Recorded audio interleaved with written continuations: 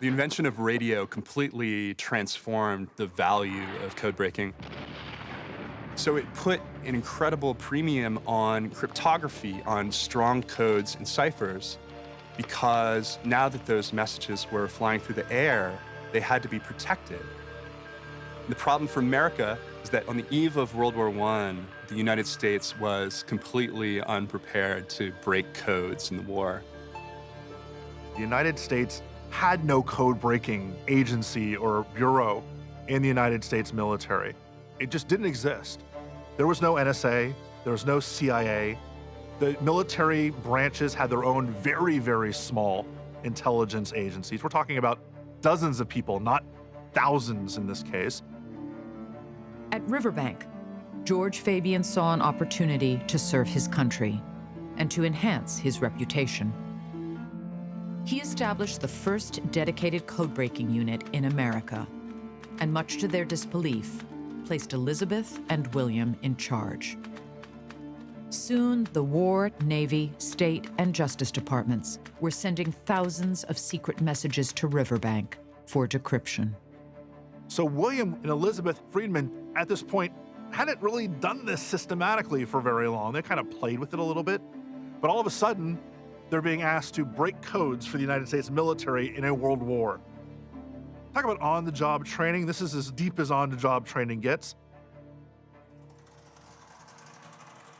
The couple scrambled to expand their knowledge of code breaking, starting with the most fundamental concepts, like the difference between a cipher and a code.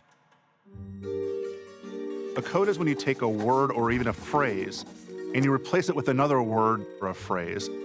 So if we have the word gun, we might say every place the word gun is, we're going to put Bob instead. That way you're able to replace the words, but if someone intercepts your message, they may not actually know there's a secret message there because it reads like plain text. A cipher, on the other hand, is taking individual letters or groups of letters and changing them through some process, through some algorithm, into other letters, into numbers, into symbols, into anything, so that you can mix up the message and make it unreadable. Using a method that had been around for hundreds of years, they began decrypting messages using frequency analysis. This is what's called a frequency chart. This is what allows a code breaker to very effectively look through a enciphered message and say, okay, look, there's a lot of N's, there's a lot of G's, there are a lot of Q's. So the likelihood is those are going to be some of these very common letters in the English language, E's, T's, N's, A's.